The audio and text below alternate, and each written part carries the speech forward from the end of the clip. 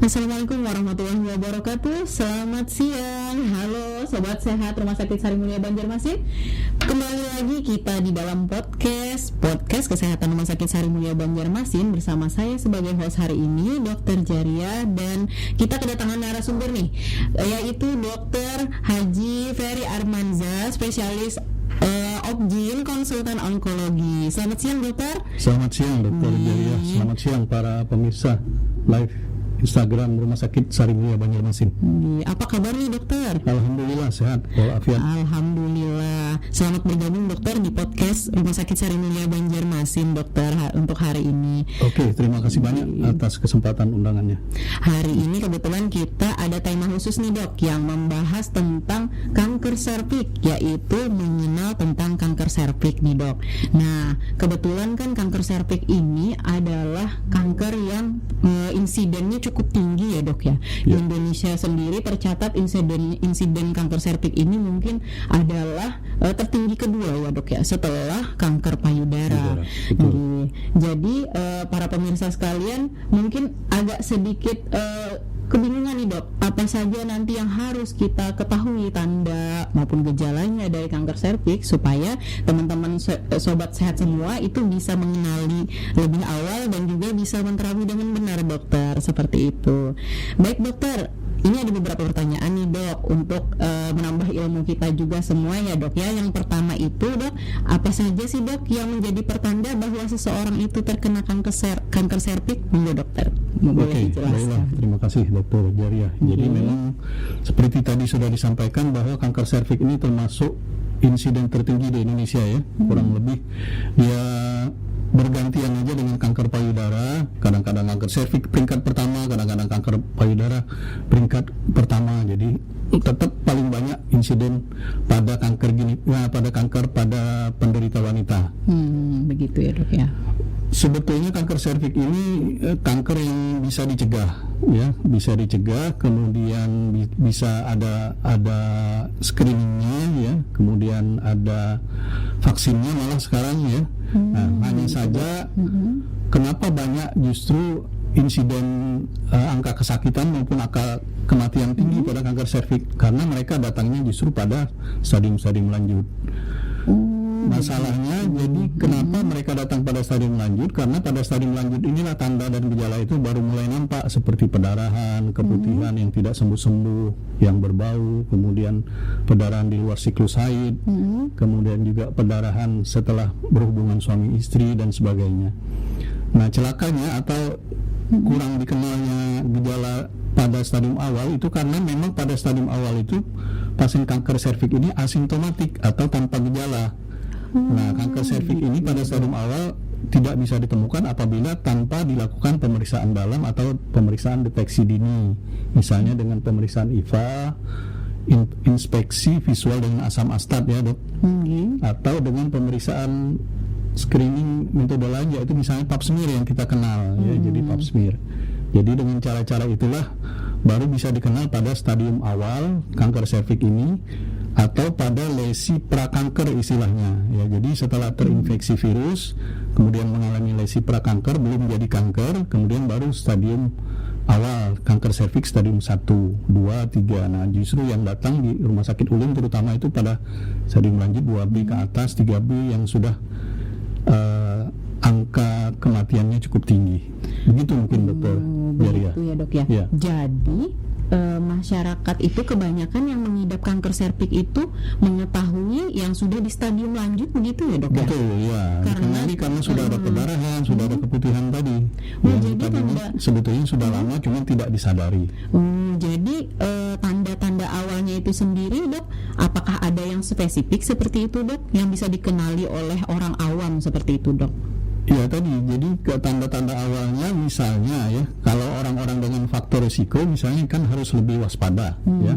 Apa saja misalnya faktor risikonya: menikah pada usia dini atau hubungan seksual pada usia dini, kemudian anak banyak, itu artinya lebih dari 4 lah kurang lebih, kemudian merokok, kemudian riwayat infeksi menular seksual sebelumnya, kemudian bergonta-ganti pasangan, kemudian ada HIV misalnya ya, kemudian juga hygiene dan sanitasi yang jelek. Nah, ini mereka ini disarankan untuk lebih dini memeriksakan diri.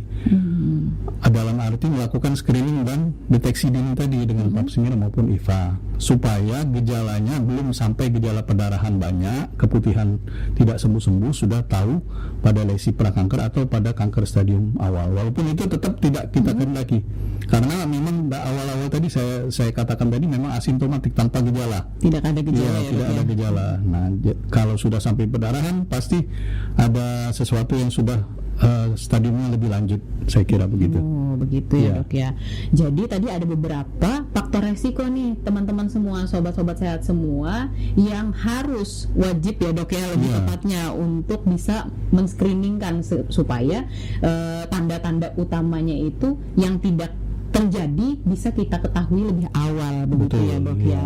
Nah, terus Dok, masuk ke pertanyaan kedua, Dok. Apa saja sih, Dok, yang bisa menyebabkan seseorang itu kena kanker serviks tadi, Dok?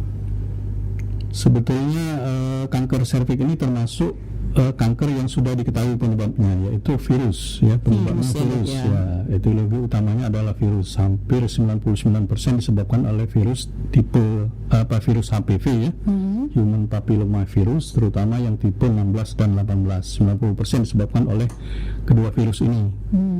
Ini termasuk virus HPV yang bersifat high risk atau risiko tinggi. Ada juga virus lain yang risiko rendah, yang low risk, yang 6 dan 11 itu menyebabkan kutil kelamin, bukan menyebabkan kanker serviks. Nah, pada wanita dia menyebabkan kanker serviks.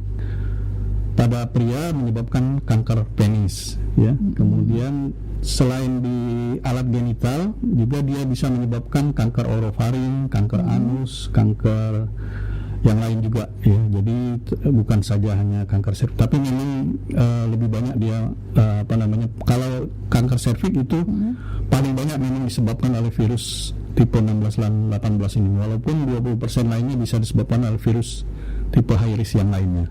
Oh, begitu, Dok. Ya. Nah, ini sedikit menarik ya, Dok ya, tentang virus human papilloma tadi, Dok. Betul. HPV tadi ya, Dok ya. Tadi kan dokter ada menyebutkan yang low risk, Dok, atau yang bisa menyebabkan kutil tadi, Dok. Kutil kelamin, betul. Mungkin orang-orang akan bertanya, Dok, apakah yang menyebabkan kutil ini virusnya akan bisa menyebabkan kanker serviks juga, Dok, seperti itu? Tidak. Jadi kutil kelamin itu beda strainnya ya. Virusnya sama, virus HPV juga, cuma strainnya atau galurinya beda. Dia tipe 6 dan 18, 6 dan 11. Kalau 16 dan 18 itu menyebabkan kanker serviks yang tipe yang high risk. Kutil kelamin itu bisa diobati, bisa sembuh total ya. Asalkan memang tidak terlalu besar lesinya ya. Kalau terlalu besar itu memang agak sulit pengobatannya. Jadi datanglah pada awal-awal penyakitnya. Nah, tapi kalau kanker serviks, namanya kanker kan dia bisa bermetastase, bisa menjalar ke organ-organ lainnya ya. Tapi kalau kutil kelamin karena sifatnya low risk, dia tidak kemana-mana, hanya tetap memang perangai virus HPV tetap dipunyai oleh virus ini, jadi bisa menular ke pasangan seksual lain atau ke orang lain. Oh, begitu. Nah, begitu tadi nih sobat sehat semua, bahwa tidak bisa juga digeneralisir ternyata bahwa human papilloma virus itu ternyata memiliki strain yang berbeda juga. Ada yang low risk dan high risk, dan yang perlu diwaspadai tadi yang high risk ya, Dok ya. Ya, sebetulnya ada kurang lebih 100 tipe, ya, 100 tipe virus HPV ya. Jadi selain 16, 18, 31, 33, 45, 52, 58 itu semua menyebabkan kanker serviks. Ya, tapi memang paling banyak 80 sampai 90% yang 16 dan 18. Oh, begitu ya, Dok ya. Nah, ini tambahan ilmu juga ya buat kita ya, teman-teman semua. Nah, selanjutnya, Dok, bagaimana sih cara seseorang itu mengetahui dengan pasti bahwa dia itu telah mengidap kanker serviks, Dok? Ya, sebetulnya kalau bisa sebelum kanker serviks justru sudah tahu ya. Jadi ya, Dok, ya. Tahap-tahapannya itu mungkin pertama dia sehat ya, tanpa terinfeksi virus HPV. Kedua, mungkin agak meningkat sedikit, dia terinfeksi virus HPV. Nah, terinfeksi virus HPV ini dikatakan bahwa virus HPV ini virus yang pintar dalam tanda kutip, ya, karena dia tidak menimbulkan gejala apa-apa kalau kita atau seorang wanita terinfeksi virus HPV ini. Kalau virus influenza kita kena langsung bersin misalnya ada gejalanya. Betul, Dok. Kalau virus dengue misalnya demam berdarah, kita langsung panas, tinggi misalnya, ya, demam. Nah, virus ini dia masuknya lewat apa yang kita sebut sebagai pertemuan antara epitel squamous dan epitel kolumer di serviks seorang wanita. Nah, serviks sendiri kita tahu ya, leher rahim itu tempatnya tersembunyi di dalam vagina. Nah, dia bisa bersemayam di situ tanpa menimbulkan gejala apa-apa sampai beberapa bulan, sampai beberapa tahun. Kemudian dia juga tidak masuk ke peredaran darah, jadi tetap di epitel serviks saja. Jadi itulah makanya dia tidak menimbulkan gejala apa-apa dan tidak perlu pengobatan juga sebetulnya. Ya. Dia akan berkembang menjadi kanker atau lesi prakanker apabila infeksi berulang, ya, dan ada faktor-faktor yang menunjang dia menjadi gampang memperbanyak diri. Tadi seperti faktor risiko tadi misalnya. Ya.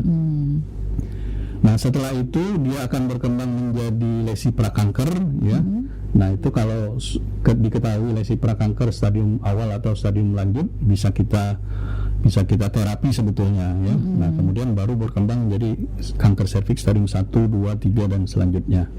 Sebetulnya itu yang jadi perkembangan penyakit kanker ini. Nah, untuk mengetahui kapan seseorang itu diagnosis pastinya adalah mengambil spesimen dari yang diduga penyakit kanker tadi, diambil sampelnya sedikit, dilakukan tindakan biopsi namanya, kemudian dilakukan pemeriksaan patologi anatomi, barulah setelah itu baru kita tahu jenis dari kanker tersebut, ya.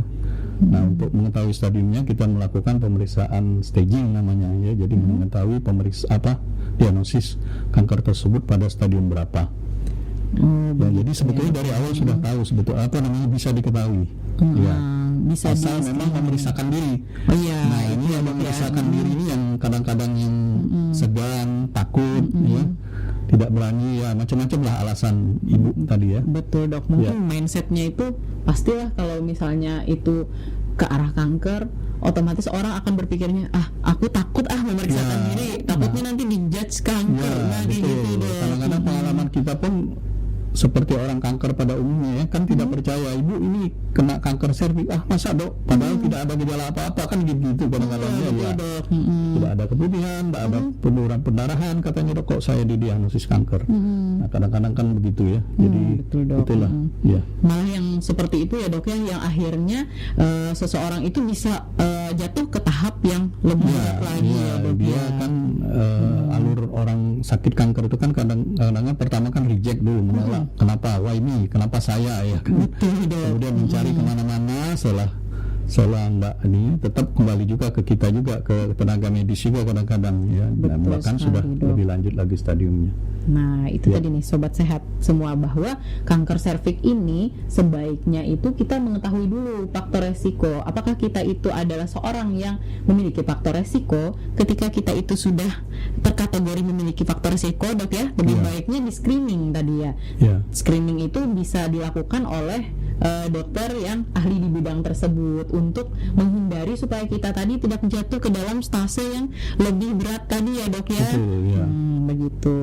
Nah, setelah itu, dok, apa nih, dok, yang harus dilakukan oleh orang yang sudah dipastikan positif terkena kanker serviks tersebut, dok?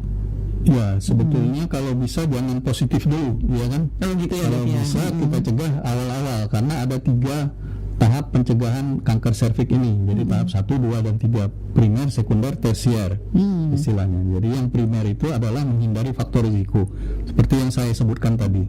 Ya, jadi misalnya jangan merokok, jangan menikah pada usia muda, kemudian jangan bergonta-ganti dan sebagainya. Kemudian satu lagi yang perkembangan cukup revolusioner saat ini, yaitu ditemukannya vaksin anti HPV tadi. Oh, ada vaksinnya? Ya, sekarang sudah ada vaksinnya, sudah juga di launching di Indonesia, sudah cukup lama saya kira, ya, sudah 10 tahun lebih saya kira.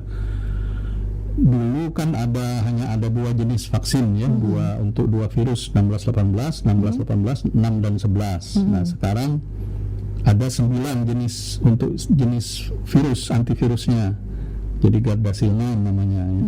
Nah, satu lagi juga sudah mulai diprogramkan pemberian vaksinasi massal untuk anak usia SD.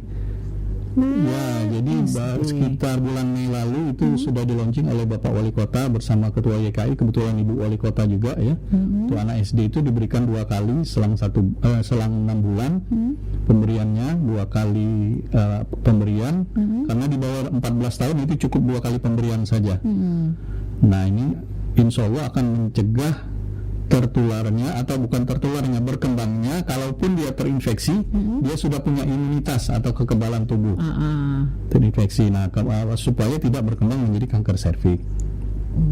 Nah, tahap kedua itu tadi screening dan deteksi dini dengan pemeriksaan pap smear dan IVA misalnya, atau servikografi atau kolposkopi dan sebagainya.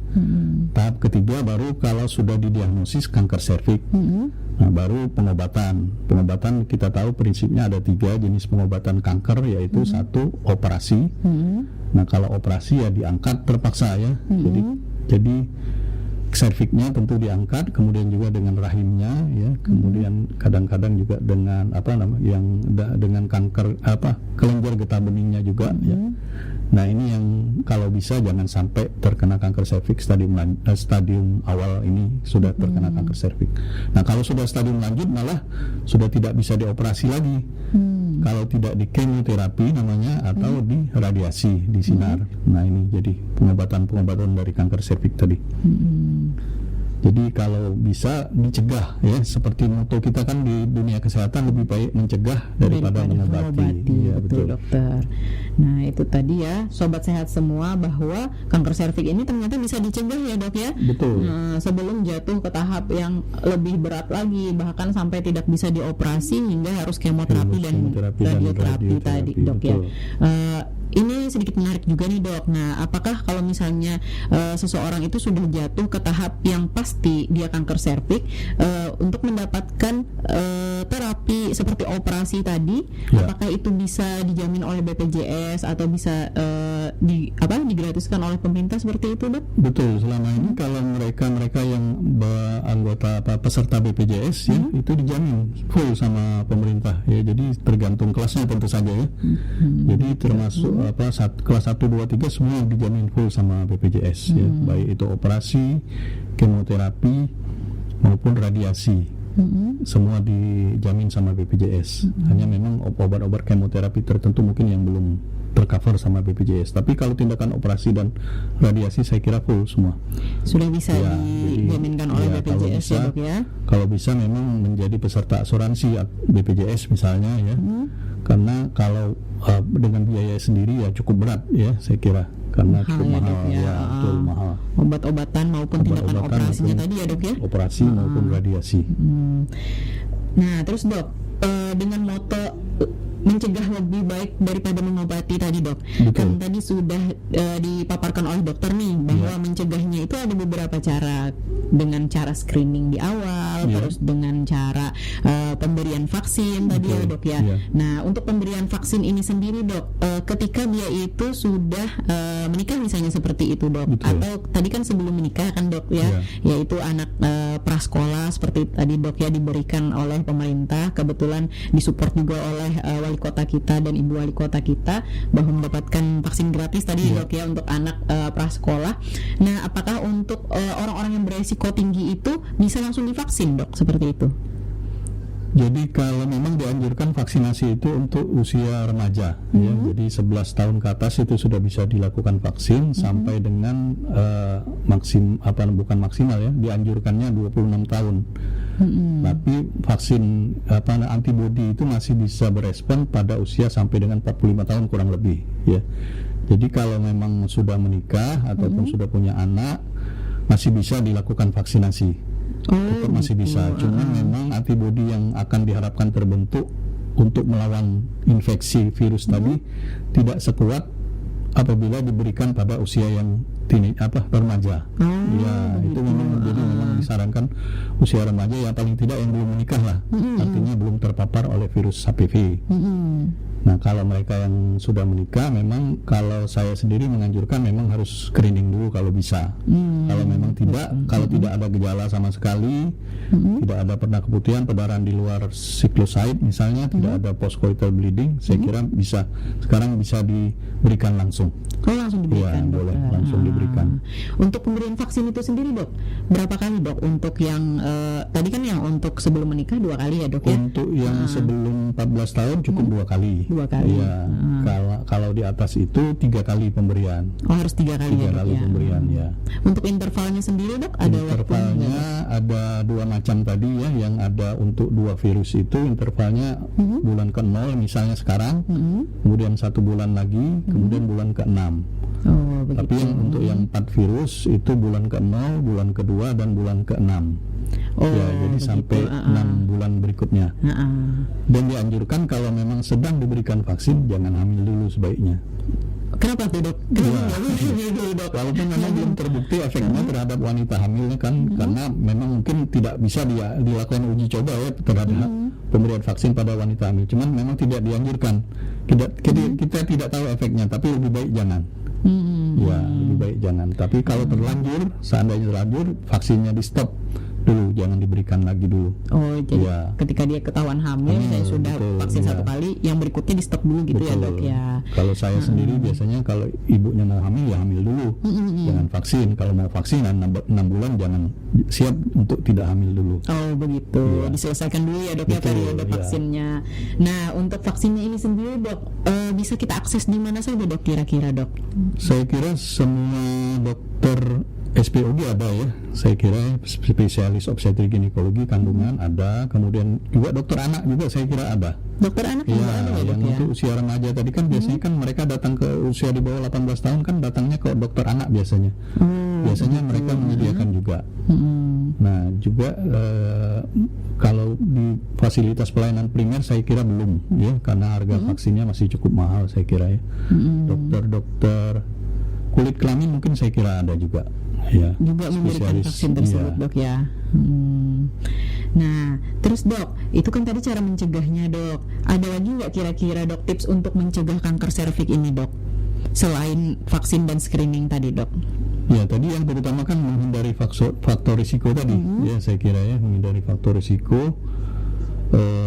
Seperti infeksi HIV juga saya kira ya. Jadi ABC itu ya, abstinensi, kemudian be faithful dan condoms, using condoms. Kemudian tadi ya, jadi kalau orang-orang yang merokok ya jangan merokok. Kemudian hindari menikah pada usia dini. Kemudian diet dengan makanan sehat dan bergizi ya, karena dengan tinggi asam folat itu bisa menimbulkan antibodi yang cukup baik saya kira ya. Kemudian juga hindari melakukan hygiene dan sanitasi yang bersih sehat ya. Kemudian jangan bergonta-ganti pasangan dan lain sebagainya. Jadi saya kira itu mungkin bisa salah satu cara beberapa cara untuk menghindari tertularnya. Nah juga mungkin karena selain tertular akibat hubungan genital ya, antara orang yang terinfeksi dengan tidak terinfeksi bisa juga ekstragenital. Ya, nah ini yang juga kita hindari mungkin ya, penggunaan alat mandi yang sama ya, kemudian tempat duduk toilet, walaupun itu sebetulnya dikatakan bahwa virus HPV ini tidak tahan di dunia luar dalam waktu lama. Gitu, ya, tapi tetap harus kita jaga kebersihan lah, prinsipnya menjaga kebersihan. Betul, ya, Dok. itu mungkin Dokter Joria. Baik, Dok. Nah selanjutnya, Dok, ini pasti jadi pertanyaan orang banyak juga nih, Dok. Kalau seandainya nih pasien atau seseorang itu telah mengidap kanker serviks dan sudah tegak nih, sudah positif dia kena kanker serviks, Dok. Terus pasti akan dia bertanya juga, apakah saya ini bisa sembuh seperti itu, Dok? Nah, monggo, Dok. Apakah kira-kira bisa sembuh, Dokter? Ya, jadi kalau sudah didiagnosis kanker serviks, tentu kita akan melakukan pemeriksaan apakah kanker serviks ini stadium awal atau stadium lanjut. Kita tahu kanker serviks itu ada 4 stadium, 1, 2, 3, dan 4. Makin tinggi stadiumnya, makin rendah dia survival rate-nya, istilahnya apa namanya, angka kesempatan hidupnya. Makin rendah stadiumnya, angka kesempatan hidupnya akan makin tinggi. Begitu juga dengan jenis histopatologinya, PA-nya, jenis tumornya apa, kemudian dia menyebar sampai kemana, ya, jenis apa namanya, apakah ada keterlibatan kanker getah bening, kelenjar getah bening atau tidak, dan lain sebagainya lah. Nah, tapi yang jelas kita tahu kalau dia stadium 1 itu angka keberhasilannya kurang lebih 80%, dia akan 5 tahun ke depan akan bertahan hidup. Jadi kalau sudah stadium 4 ya tentu hanya maksimal 20% saja. Itu pun kadang-kadang tidak sampai 2 tahun sudah apa namanya, sudah tidak bertahan hidup. Ya, jadi cepat sekali memang. Nah, trennya sekarang justru yang aneh, bukan yang aneh ya, mungkin sudah ini berubah perangai. Jadi kita temukan yang stadium lanjut itu malah pada usia-usia muda. Nah, paling muda pasien saya itu ada yang 19 tahun sudah kena kanker serviks. Kenapa bisa demikian, dokter? Kemudian ada yang meninggal barusan itu 26 tahun. Kasihan sekali ya, masih produktif sekali kan itu ya. Betul, dok. Nah, mungkin ya itu tadi ya, perilaku, kemudian juga apa namanya kebiasaan, ya, pola hidup dan lain sebagainya, itu mungkin yang perlu kita waspadai. Begitu. Nah, itu tadi nih sobat sehat, bahwa pentingnya screening di awal dan menghindari segala jenis penyebabnya, dan itu juga bisa kita lakukan untuk mencegah tersebut. Kita juga bisa melakukan penghindaran faktor resiko tadi ya, dok ya, meminimalisir angka kejadian kanker serviks ini dari awal supaya tidak jatuh ke tahap lanjut seperti itu. Karena semakin cepat kita mengetahui, semakin rendah grade-nya, maka tentunya angka kesempatan hidup dan juga angka kesakitannya akan semakin bisa ditekan, ya dok ya. Betul, ya. Nah, terus dok, apakah penyakit ini juga akan berpengaruh, dok, terhadap mental seseorang, dok, yang mengidap kanker serviks ini, dok? Ya, saya kira tentu saja ya. Jadi tidak hanya kanker serviks saja yang berpengaruh ya. Apalagi seorang wanita misalnya, contoh saja usia 40 tahun, wanita karir sedang produktif ya kan, termasuk tulang punggung keluarga misalnya ya. Betul, dok. Mengalami kanker serviks stadium 3, di mana dia tidak bisa bekerja lagi, tidak bisa mengurus suami dan anak lagi misalnya, hidupnya tergantung dengan keluarga ya, tidak bisa mandiri lagi. Bayangkan ya bagaimana depresinya misalnya ya. Untung saja tidak depresi misalnya ya. Yang pasti kan dia kesempatan untuk berkumpul dengan keluarga berkurang, produktivitas akan menurun ya. Produktivitas menurun, penghasilan menurun. Nah, itulah jadi berdampak ke semua aspek sosial kehidupannya, saya kira ya. Sosial ekonomi juga hubungan keluarga juga, melayani suami mungkin tidak bisa lagi kan begitu ya.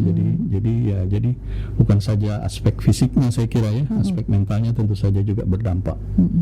Ya. Ternyata dampaknya itu seperti efek domino ya, dok ya. Betul, bukan ya. pada dirinya Jadi, sendiri lingkaran saja. setan istilahnya ya. Ya, itu tadi nih sobat sehat semua. Dan satu lagi nih, dok, terakhir pertanyaannya, apakah ada, dok, organisasi yang merangkul orang-orang yang mengidap kanker serviks ini, dok? Ada ya. Jadi kita sendiri ketahui bahwa di Indonesia kan sudah ada organisasi yang namanya Yayasan Kanker Indonesia. Termasuk di Banjarmasin sudah ada cabangnya. Sudah ada. Kantor cabangnya itu di Jalan Dharma Praja, kilometer 5 kalau tidak salah ya. Masuk di situ ada kantornya Yayasan Kanker Indonesia.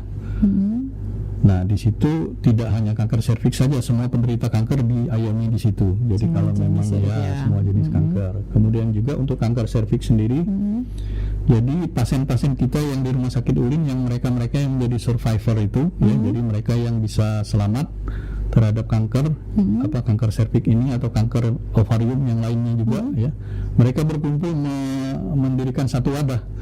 Jadi mereka ini cukup ini juga cukup membantu pasien-pasien yang datang ke Ulin yang perlu informasi misalnya ya, di mana memeriksakan diri, di mana mendapat pelayanan dan lain sebagainya, di mana mereka kan memerlukan waktu lama dalam perawatan ya, di mana misalnya rumah tinggal, rumah singgah istilahnya. Ya, karena kan kalau sudah ada keluarga yang menderita kanker kan bukan bukan pasiennya saja yang ini, keluarganya kan juga perlu tempat akomodasi dan lain sebagainya kan begitu. Betul. Nah, jadi mereka ini berkumpul mendirikan suatu, saya tidak tahu apakah ada organisasi, yang penting mungkin suatu paguyuban lah. Jadi melayani juga, membantu teman-teman senasib atau sependeritaan mungkin ya, mereka-mereka yang sudah selamat dari kanker ini. Jadi saya kira itu yang bisa bermanfaat sekali, saya kira ya, membantu mereka-mereka yang sedang sakit. Betul dok, tentunya circle mereka itu akan saling membantu ya dok ya. Jadi saya ada nomor kontaknya, kalau memang diperlukan ya, nanti saya akan share kalau perlu. Baik Ibu, dok. siapa saya lupa namanya. Nanti saya akan coba akomodir dok untuk memberikan informasi tersebut melalui platform media sosial Rumah Sakit Sari Mulia Banjarmasin ya dok ya. Okay. Dan sebagai bentuk kontribusi kita juga di Rumah Sakit Sari Mulia Banjarmasin untuk pengidap kanker-kanker yang ada di Banjarmasin dan area sekitarnya dokter. Bagus itu kalau dikumpulkan mereka yang survivor itu untuk membantu mereka-mereka yang sedang sakit. Betul dokter. Tentunya tadi ya dok ya, mental health-nya juga harus dijaga seperti itu dok ya. Jadi mereka harus dikuatkan supaya mau mendapatkan pengobatan yang benar dan betul gitu, dan melanjutkan prosedur pengobatan. Karena gangguan mental mereka tidak mau berobat kah, takut kah, nah itu kan yang harus disupport saya kira. Betul dok, malah semakin ini ya dok ya, memperberat angka survival rate-nya tadi ya dok ya, yang seharusnya bisa stadium awal nanti datang lagi sudah stadium lanjut, tidak bisa diapa-apain lagi. Iya, betul sekali dokter. Nah, sobat sehat sekalian, itu tadi penjelasan dari Dokter Ferry. Sangat banyak sekali ya ilmu yang bisa kita dapatkan dari beliau, dan tentunya ini akan menjadi sumber manfaat untuk kita semua, baik kita yang sehat maupun yang sakit seperti itu. Nah, untuk teman-teman yang sudah bergabung di sosial media kita ini dok, kita persilahkan kepada para peserta dan pendengar semuanya untuk bertanya kepada ahlinya. Kebetulan ahlinya ini kita datangkan di sini. Bagi yang memiliki pertanyaan bisa dilayangkan langsung di kolom komentar kita di Instagram Rumah Sakit Sari Mulia Banjarmasin. Untuk kepada satu orang yang beruntung nanti akan mendapatkan giveaway dari Rumah Sakit Sari Mulia Banjarmasin. Baik teman-teman, ditunggu untuk pertanyaannya. Ayo silahkan, nanti saya coba bantu akomodir untuk memberikan pertanyaan tersebut kepada Dokter Ferry.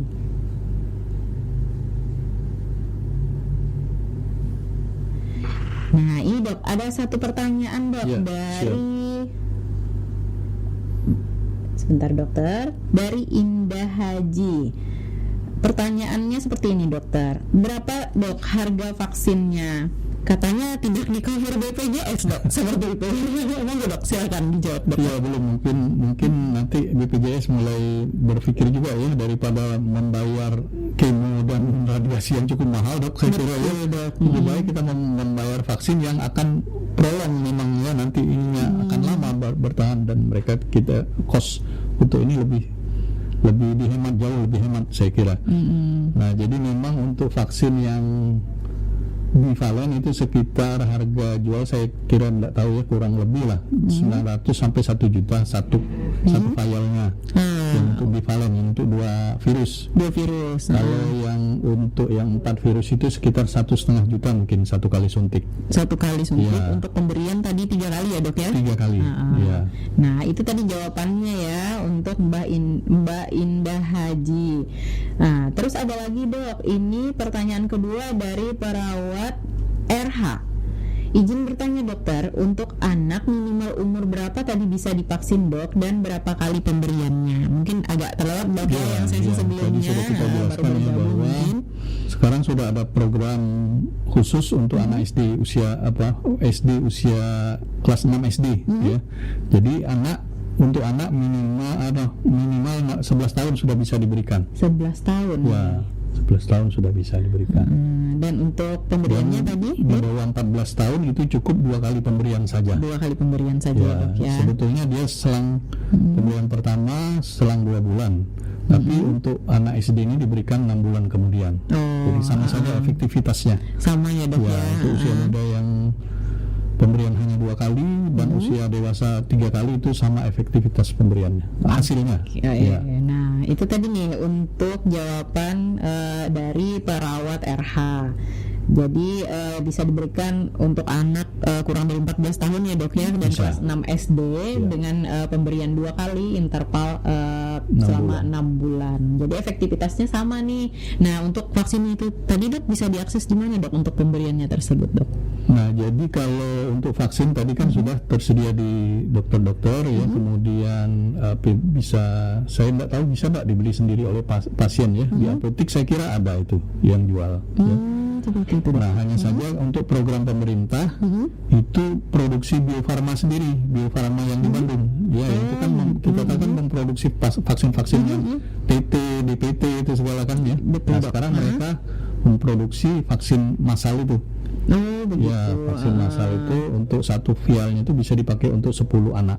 10 anak 10 kali pemberian maksudnya. Ya, 10 anak ya, 10 kali pemberian. 10 kali pemberian. Ya, jadi itu memang tidak dijual bebas, hanya untuk program pemerintah saja dulu. Nah, tidak tahu nanti mungkin 5 tahun kalau sudah coverage-nya sudah seluruh Indonesia, mungkin baru bisa dijual bebas untuk dokter-dokter layanan primer atau dokter praktik umum dan sebagainya. Oh begitu. Di Ya. puskesmas itu kira-kira ada nggak dok? Mungkin nanti ya, kalau sekarang belum ada. Kalau sekarang belum ada ya Massal dok ya? Ya, Yang massal. Kalau yang ini mungkin kalau puskesmasnya mau menyediakan, saya kira bisa itu. Ya, cuman memang tidak di cover sama kan BPJS ya. Betul dok. Kalau memang dia mandiri menyediakan, saya kira bisa kalau mau. Nah itu tadi jawabannya. Untuk penanya berikutnya ini dok, ada lagi dok, dari V_Vina. Dulu ibu saya penderita kanker serviks. Ya. Apakah kanker ini bisa menurun dok? Kalau diturunkan secara genetik tidak ya, karena dia sudah diketahui tadi penyebabnya adalah virus. Kecuali si anak sendiri tertular virus juga ya. Jadi kan selain hubungan kelamin juga kan bisa ditularkan dengan sentuhan tangan atau apa ya, tangan yang kotor menyentuh virus masuk misalnya. Nah, itu bisa tertular. Tapi diturunkan secara genetik saya kira tidak. Beda dengan kanker ovarium, kanker payudara, itu memang ada faktor genetiknya. Ya. Jadi untuk orang tua yang mengidap kanker serviks tadi, ya, mungkin anaknya tidak akan anaknya belum tentu menderita kanker serviks juga. Iya betul Ya. dok. Tapi Kecuali kebiasaannya lagi ya dok ya. kecuali si anak tertular juga oleh virus HPV juga. Betul. Itu tadi jawabannya untuk V_Vina. Nah ini dok ada sedikit lagi dok pertanyaan. Ini kan dari saya ya dok, dari pemirsa yang nonton, sedikit saya agak penasaran nih dok. Ini kan disebabkan oleh virus dok. Betul. Nah orang-orang tuh taunya virus itu bisa sembuh sendiri dok, self-limiting disease. Iya. Nah bagaimana dok dengan HPV ini? Ya, Ceritanya. jadi kalau seorang wanita terinfeksi virus HPV, taruhlah misalnya dia dari pemeriksaan pap smear ditemukan infeksi virus HPV, tapi klinis tidak ada kelainan, pap smear normal, infeksi virus HPV positif. Apakah perlu diobati? Tidak. Apakah si wanita harus khawatir? Tidak. Artinya virus HPV itu bisa complete remission, jadi sembuh secara sempurna, hilang sendiri. Jadi dikatakan bahwa misalnya dalam 6 bulan itu 70% akan sembuh. Dalam 1 tahun 80% sembuh. Dalam 1,5 tahun 100% sembuh. Asal memang si wanita itu tidak tertular lagi, tidak membuat virus itu gampang bermultiplikasi gitu loh, bereplikasi, berkembang dan sebagainya. Ya tadi hindari faktor risiko yang tadi sudah saya bilang tadi. Kemudian juga kondisi tubuh wanita sendiri fit, jadi dalam kondisi tubuh yang sehat, tidak ada terinfeksi. penyerta lainnya ya dok ya. Misalnya mengalami infeksi, imunitas turun tubuh, ya virus tadi akan berkembang saya kira ya. Nah itu yang perlu dijaga. Jadi tidak perlu khawatir secara berlebihan. Betul dok. Ternyata pola hidup sehat mempengaruhi sekali ya dok ya. Itu yang justru kita anjurkan. Ya, jadi tidak perlu dan tidak ada juga obatnya, tidak perlu minum antivirus juga karena bisa sembuh sendiri. Ya. Nah itu tadi nih teman-teman, terjawab sudah ternyata rasa penasaran saya bahwa virus itu ternyata memang kayaknya semua golongan virus itu self-limiting disease ya dok ya, tergantung dari orangnya itu sendiri. Kalau orang itu imunitasnya bagus, tentunya dia pola hidupnya sehat, maka bisa berkemungkinan sembuh dari sembuh, infeksi iya. virus tersebut. Cuma memang disarankan setahun kemudian harus diperiksa ulang. Jadi kalau tadi iya. pap smear ditemukan, ya pap smear ulang 1 tahun kemudian untuk mengetahui apakah virus tadi masih ada atau sudah hilang. Ada Ya. apakah dia membentuk suatu penyakit tersebut ya dok ya, atau atau justru tidak? berkembang menjadi penyakit lesi prakanker misalnya. Ya.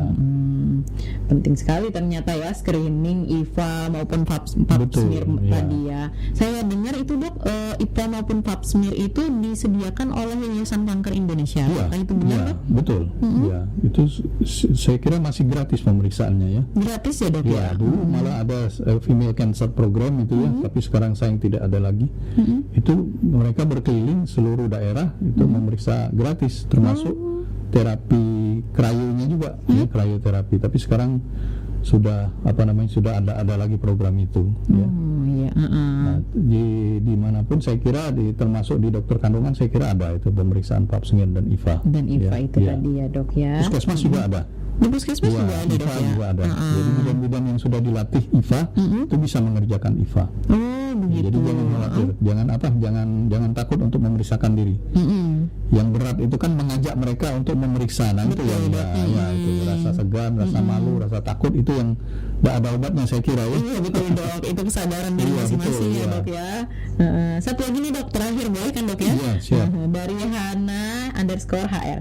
Assalamualaikum, kalau ada benjolan di rahim seperti miom atau kista, itu kalau dioperasi keadaannya harus gimana? Karena ibu saya takut dioperasi, pernah periksa langsung naik tensi darahnya. Ini agak sedikit keluar dari topik kita ya dok ya. Oke, ya, bukan tentang kanker beban. cervix ya. Iya Iya. betul dok. Nah, mungkin dari Mbak Hana ini merasa ada korelasinya dok dengan Iya. kanker serviks tadi. Iya. Monggo dokter silahkan Iya. dokter. Contoh saja misalnya mioma uteri ya, kita tahu bahwa miom itu kan tumor jinak atau tumor jinak di otot rahim, ya, otot rahim atau uterus. Kalau perlu operasi atau tidak, nah itu kan tergantung ada alasan untuk mengoperasi atau tidak. Ya. Satu alasan untuk mengoperasi itu dia besar sekali misalnya. Ya. Kedua sudah menimbulkan keluhan yang paling sering itu biasanya gangguan perdarahan, gangguan menstruasi, menstruasinya panjang, lama, sampai anemis bahkan. Ya. Kemudian keluhan lain berupa nyeri. Ya, kemudian keluhan lain berupa gangguan BAK, berkemih. Ya, sering berkemih karena ada benjolan yang menekan kandung kemihnya. Atau sulit BAB karena benjolannya menekan di belakang, menekan rektum, saluran pencernaan yang di bawah misalnya. Nah, itu adalah indikasi untuk dilakukan operasi karena kalau besar begitu sudah ada keluhan, memang terapinya utama operasi. Tapi kalau misalnya kecil tidak ada gangguan apa-apa, ya, saya sendiri tidak akan mengoperasi, ya Pak. Jadi tidak harus selalu dioperasi gitu loh.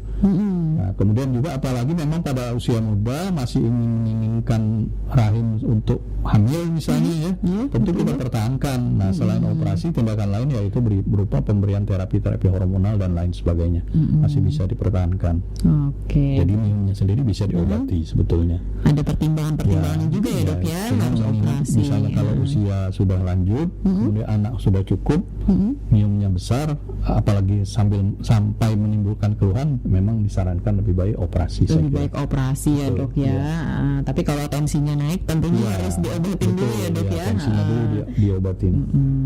Baik dokter, itu tadi dok beberapa rangkaian dari podcast kita hari ini, Iya, termasuk terima kasih sudah banyak. dari pertanyaan-pertanyaan netizen yang sudah dijawab dengan sangat baik oleh Dokter Ferry dan sangat memberikan kita wawasan dan ilmu pengetahuan lagi nih tentang kanker serviks tadi. Nah, berhubung durasi juga nih ya dok ya. Jadi kalau dari saya itu mungkin saya bisa rangkum sedikit bahwa kanker serviks tadi adalah suatu penyakit yang bisa kita deteksi sebelum terjadinya keganasan yang lebih lanjut melalui screening tadi ya dok ya. Betul. Screening itu bisa dilakukan yaitu IVA, pap smear, bahkan bisa dicegah melalui pemberian vaksin tadi ya dok ya. Nah, vaksin itu bisa diakses kepada di praktek-praktek dokter spesialis obgyn, dokter umum, bahkan juga ada ya dok ya di puskesmas. Di puskesmas belum ada ya dok ya, belum ada. Nah, setelah itu pun nanti akhirnya diketahui diketahui dan positif kanker serviks, maka jangan takut dan jangan ragu untuk memeriksakan dan juga memberikan pengobatan pada diri sendiri, tentunya yang akan memberikan impact yang baik supaya dia tidak jatuh ke step yang lebih lanjut. Karena kalau sudah masuk ke step yang tentunya yang terminal ya dok ya, itu akan mempengaruhi sekali dengan angka kesakitan dan angka kemungkinan hidupnya, seperti itu. Baik, terima kasih Dokter Ferry atas pengarahannya hari ini, memberikan ilmu yang sangat bermanfaat. Semoga ya dok ya. Iya, bagi kita semua ya. Baik dokter, itu tadi podcast kita. Saya Dokter Jaria sebagai host hari ini. Wassalamualaikum warahmatullahi wabarakatuh. Sampai jumpa di podcast selanjutnya. Waalaikumsalam warahmatullahi wabarakatuh.